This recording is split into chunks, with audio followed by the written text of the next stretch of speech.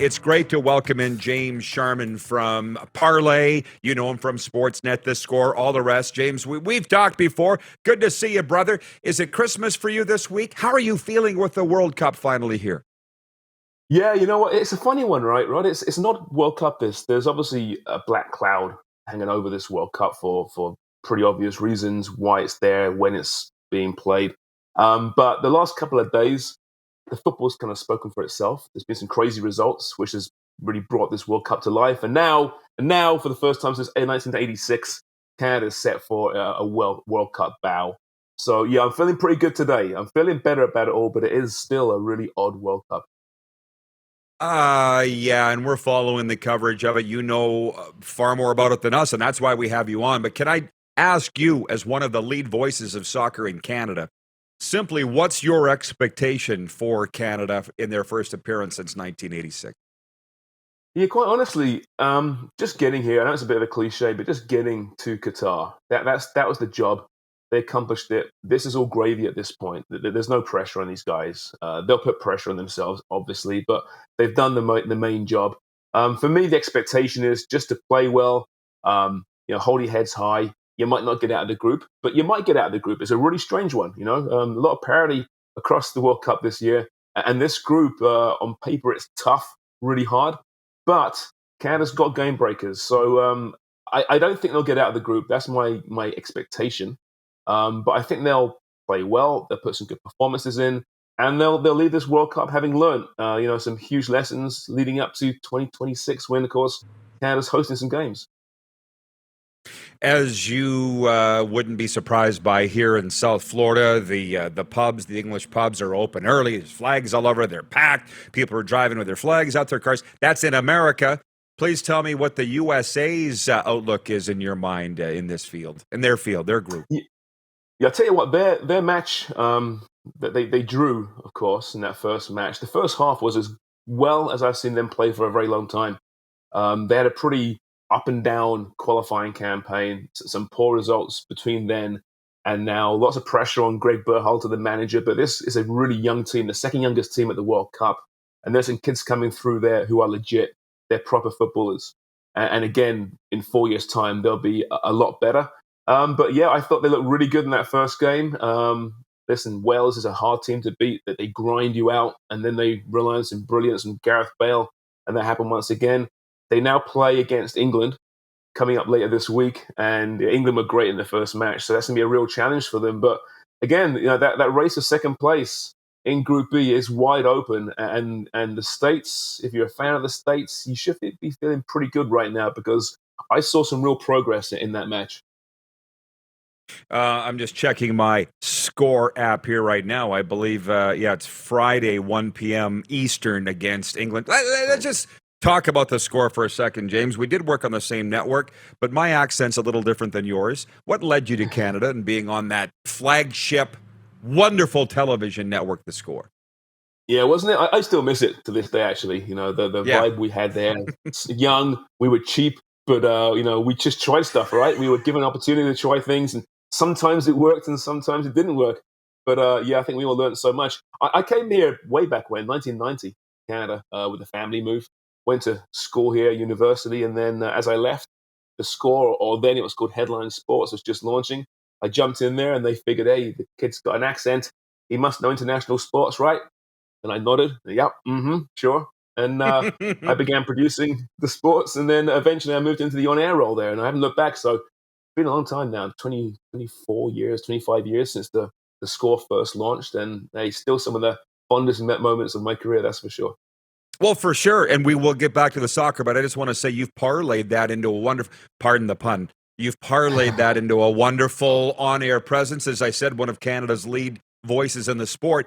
Tell the viewers what you're doing now and how they can follow. Yeah, right now I'm at a new company. It's called The Parlay, and within that, a new brand called Room 442, which is our soccer brand. And we just do content the way we think some sports content should be, much like you do. Actually, it's very conversational. We have strong opinions. We like to debate and argue, but I think there's that air of authenticity there as well. It should be fun, right? It is sports. I mean, we love sports in our lives, but it's not life or death. I think we need to realize that. So that's kind of the angle we hit.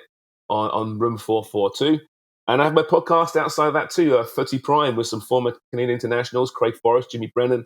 And again, we just a bunch of dudes talking sports, right? And sometimes we go off in weird tangents. It's like a bunch of guys at a bar shooting, what about sports? So we love it. That's the way it should be done. No suits, no desks, no formalities, just fun.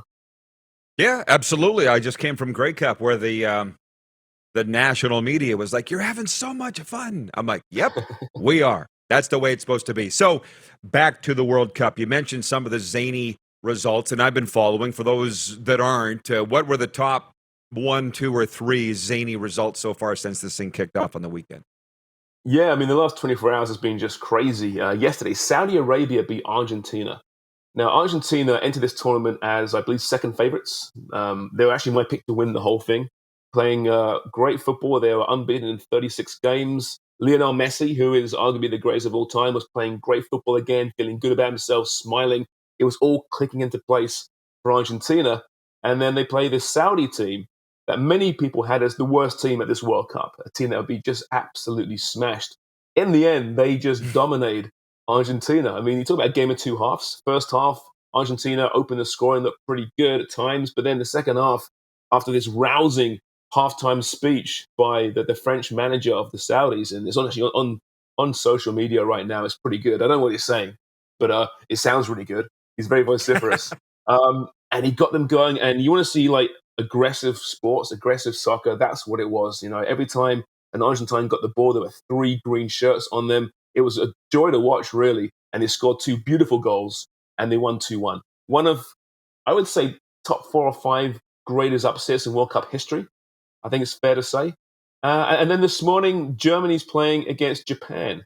Germany, they're Germany, right? They're always going to be a contender. Japan's been here before, but never a great team. And they came from down 1-0, and they came back and they won that match with 2 goals off the bench by their subs. You know what? It's a weird one, man. I keep saying it. It's a strange World Cup.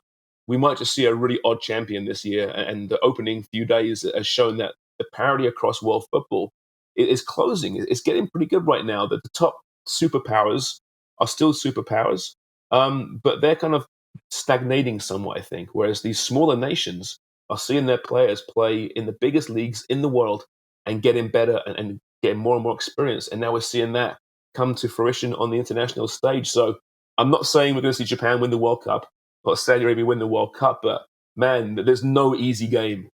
Unless, of course, right now Spain's smashing Costa Rica 4-0. But aside from that, I saw that. Hey, lastly, how about the format? I would say because of your group, you're allowed blowing 1 game. If you blew 2, are you done? Yeah, pretty much. You can lose a game, and if you're winning next 2, you should be okay. It's interesting. Like, for example, Canada's about to play Belgium at 2:00. Huge game already in their group. There was a 0-0 earlier today, which means those 2 teams drop points, which is just huge. That's Croatia and Morocco. So that really helps Canada, for example. But yeah, you don't need to win all your games. You don't need points in all your games. 4 points can get you through, often does. 5 for sure, and 6, you're looking really good. Well, I'll tell you what, I appreciate the insight. Enjoy it. I know it's busy time for you, obviously, so thanks for fitting us in, man, and enjoy the games. Thanks, Rob. Really enjoyed it. James Sharman from the Parlay and Room 442, which you can watch right here on Game Plus Television, and indeed, proud Score alum. Didn't he say it well? Hey, everybody. Thanks for watching the RP Show on YouTube. And don't forget, we're live daily on YouTube from noon to 2 Eastern. If you like what you see, hit subscribe. And if you like the program, check around for other segments of the Rod Pedersen Show here on YouTube.